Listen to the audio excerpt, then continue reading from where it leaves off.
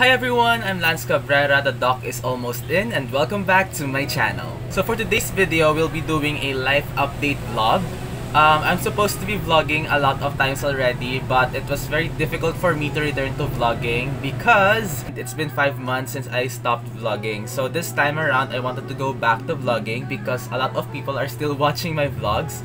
I'm very much amazed that in the past 5 months, around 30,000 views were added in my YouTube page or YouTube account, and I'm very much thankful for the people who continue to watch my vlogs.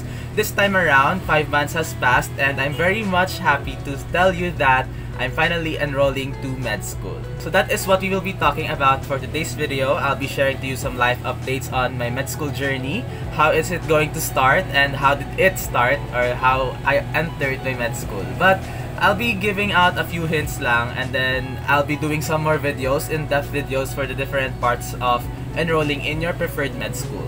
But before anything else, please don't forget to hit the like button, share mo na rin sa mga friends mo, also to leave some comments below for new video suggestions.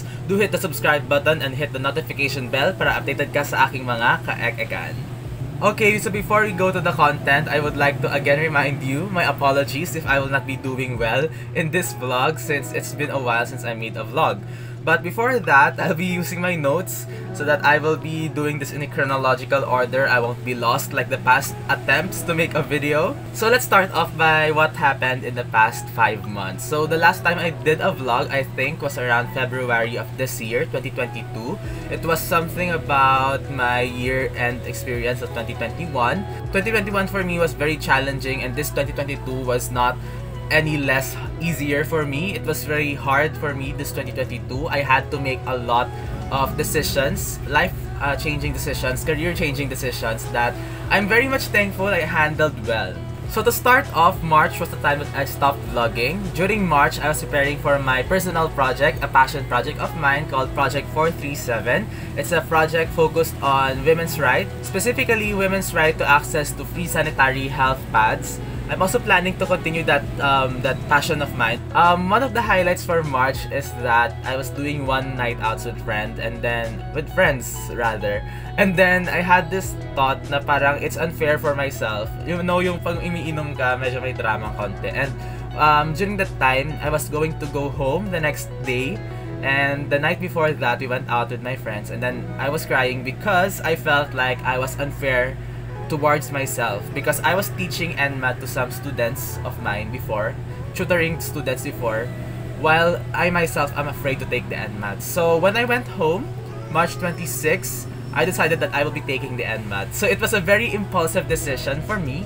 It was a breakfast early in the morning. My mom and I were talking, and then we decided that I will push through with my NMAT because my mom has extra money, and then, you know, available naman yung mga papers ko. So yeah, I tried to push the NMAT 2 days before the deadline. So ganun siya ka-impulsive the decision. But I'm very much thankful that I made such decision kasi if not, I don't know where I would be right now. Now for April naman, I focused on my study for the NMAT. I felt as if I was very much behind because during the time that I decided to take the NMAT, it was already the deadline for the application, which means I only had 1 month to prepare for my NMAT. And with that, I decided that I would want to focus on my NMAT in the month of April. So during April, I was studying 16 to 22 hours a day, non-stop, because I wanted to take I wanted to get a good score in the NMAT. Because I know some friends of mine who studied around 2nd year to 3rd year, and they had good results. So I was feeling like since the NMAT will be a percentile-based exam, it will not be like kung ano yung score mo, ano yung percentage mo sa overall na exam. It's more of yung scores mo ilalaban sa ibang scores ng ibang applicants. So parang it's very much a competition. The NMAT is very much a competition. So I felt like I was behind. I think it was a good thing naman na I felt like I was behind because through that I was more motivated to push through or to push harder with my studies, which is why I went on to study 16 to 22 hours a day. So now we go to May of 2022. So May 2022 was the deciding one because May was the NMAT exam. So May 2, I was taking my NMAT exam at my boarding house in Iloilo, and thankfully it was a very much peaceful take for the NMAT, not much problems for me. On my end, the internet was good, the proctor was kind enough, not very strict. Although I heard some students had strict proctors, my proctor was very much kind to me. Actually, natatawa nga ako kasi na late pa siya na sabihin sa akin na pwede na akong kumain, pwede pa akong mag-snack kasi may 10 minutes break. And during the 10 minutes break, I had to chat my proctor first na kukuha ako ng pagkain ko para hindi niya ako sabihin na nag-cheat ako. So, I waited for around 2 minutes before my proctor replied. Nagulat na lang siya na kumakain ako. So, anyways, I'm very much thankful to whoever that proctor is. So yeah, that was pretty much NMAT for me. My May for me is the NMAT month. And since May to yung NMAT, the rest of the month was a struggle because I was waiting for my results. And the results for NMAT usually goes out 2 weeks after you take the exam. However, in our case, since online siya na NMAT, the scores of the other takers will also be waited for. So since hindi ako yung last batch ng kumuha ng NMAT, I also had to wait for the results of the others. So now we're here in June na. So June 1, I think lumabas yung NMAT results. And thankfully, I was in my, I was doing my, anong ginagawa ko ng NMAT results? Nakalimutan ko na, basta first week ng June lumabas yung NMAT result. I was actually busy preparing my council files for our smoke soap. The day before the NMAT results came out, I was sleepless, or the rest of the week nga, kasi sobrang kabado ko. Because of the fact na hindi nga ako nakapag-review for a long time. So 1 month lang yung review ko and I felt like I would be okay if I get an NMAT results of around 60 to 70 percentile. I'll be very much thankful for that. So supposed to be yung NMAT results sa labas siya ng 10 AM. Since wala akong tulog and hindi talaga ako makafocus, I was not also able to eat the whole day hanggang lumabas yung results at around 4 PM. So 4 PM, I was playing volleyball with my friends to ease my nervousness. And then I just realized na it's already 4:30 PM na and I stopped playing volleyball and I opened my phone. To my surprise, I was seeing already 60 plus na messages from different people waiting also for their NMAT results. Some people were congratulating others and I was clueless because the NMAT results is not posted online. It will be emailed to you.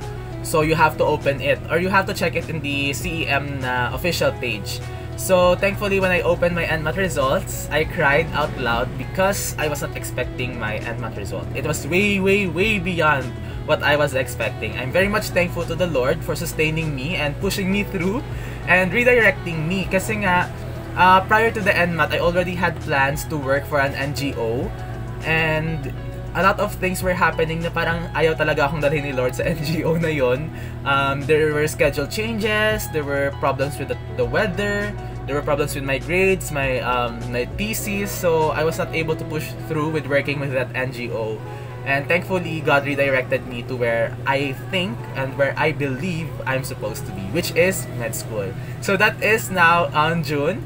June was the med school applications for different schools. I was planning to apply for as many state universities that I can. However, knowing my financial capacities, I was only able to apply to 2 schools, which is West Visayas State University and Iloilo Doctors College. So the next step to get your medicine degree is actually your college interviews or your med school interviews. So I was able to experience 2 interviews, West and Iloilo Doctors, but I will be sharing more on that in the coming videos. So July, I already had my interviews and I was just waiting for my results for the interviews. The Iloilo Doctors College results came out around July 8 or July 9. And thankfully, I saw my name there along with other West Visayas State University students who are also passers for Iloilo Doctors College. I'm very much thankful because that was a good experience. I was actually looking forward to go to Iloilo Doctors College if not for my high NMAT score. Kasi nga, I was not expecting that I would qualify for other schools pa. So yeah, I also qualified for West Visayas State University. The results came out around July 22 or July 20, somewhere there. I'm very much thankful to the Lord na pinasok niya ako sa dalawang med schools na in-applyan ko, especially West Visayas State University. I was not really expecting that I would qualify for West because all of this time, from March to July, it was very much a redirection time for me. I did not know where fate was leading me, but it was leading me towards somewhere where I know I belong, I will belong, and I am belonging. So now let's go to August. Today is actually August 6, Saturday. I was actually planning to make a video for my first month in med school or preparing for my med school journey. Unfortunately, a lot of things happened. So I'll be inserting clips right now of what happened during this week from August 1 to August 5. So August 1, I had my pre-enrollment and I also was signing clearances of my batchmates in West Visayas State University since I'm a council officer. Oh my god, student council officer. I spent my day doing the clearance and had my pre-enrollment. I also went out to a cafe with my friend. Parang ang fun lang kasi that was the first time after our batch outing that we saw each other. And then August 2, medyo nilagnat po tayo because of the weather. It was hot in the morning, super hot in the morning. And then in the afternoon, it would rain hard. Tapos bago magabi, iinit ulit siya. So I had fever. Not really fever, pero parang masakit yung ulo ko nung August 2. So I decided not to continue my vlog. So August 3, I had my physical and dental examination at West Visayas State University Medical Clinic inside West na building. Inside West na campus, main campus. So it was the first time that I met my friends, my batchmates, whom I'm looking forward to meeting again this August 9 because we will be having our health risk assessment. And then on August 12, we will have our freshman orientation program. I'll try to vlog that day. Hopefully I can do it. And then in the afternoon, I had allergies, intense allergies, which is the reason why I went home also. I wanted to rest because parang the week was not doing me any good. And thankfully nung umuwi naman ako, I still have slight allergies. As you can see, I'm not as red as I'm supposed to be. I'm still itching slightly, but I'm hoping na before I go back to Iloilo this Monday, it will be all gone already. Yeah, but still, despite the allergy, I spent the afternoon with my best friend, Fritzl Duya. I also forgot to mention that I graduated this July 22 at West Visayas State University. I graduated as cum laude for Bachelor of Science in Biology, major in Medical Biology. So yeah, it was a good experience. Graduation face-to-face. Kasi medyo boring pala yung graduation, no? Parang masaya lang yung March na part, tsaka yung pagkukunin mo na yung diploma mo. But overall, it was a fun memory. I'd carry it all over again and do it all over again. The graduation lang ha, hindi yung pag-aaral kasi nakakapagod. Pero mag-aaral pa rin tayo sa med school. August 4, I decided to rest and to recover from my allergies, but it was not successful at all because I still have my allergies until now, August 6 na. Pero nung August 5, we had our scholarship orientation in the morning, also our college return of service program. Since we are in a state university, we have to render service in a state, in our country, the Philippines. So yeah, I'll be spending 4 years of med school, 1 more year for postgraduate internship, studying hard to get my boards or licensure examination, and then after that, I'll be doing return service within the Philippines. Yeah, so that's it. And then in the afternoon, I just went home, and now we're here, resting in Aklan. So that's it guys. I'm hoping that by the time that I go back to Iloilo City, I'll be good na. Wala na akong physical stuff going on because ang hirap talaga kapag you're alone in the city tapos meron kang mga sakit-sakit or masakit yung ulo mo, masakit yung katawan mo because you're alone there. I'm still staying in the same dorm that I stayed in for the past 4 years, so I'll be a resident there for 8 years siguro. Yeah, I hope you enjoyed this vlog and I hope you keep on watching for the next coming vlogs. I'll do an NMAT Diaries review, NMAT Diaries na series. Not really a series, but I'll be sharing to you my experience during the NMAT, some tips. Hopefully that it will help you. And also, I'll be doing a video on the medical school interviews. I only had 2 interviews, pero I hope I can share some things to you na baka maging helpful when you apply for your med school. So that's it guys. Don't forget to hit the like button, share mo rin sa mga friends mo. Also to leave some comments below for new video suggestions. I'll see you again next week. Bye!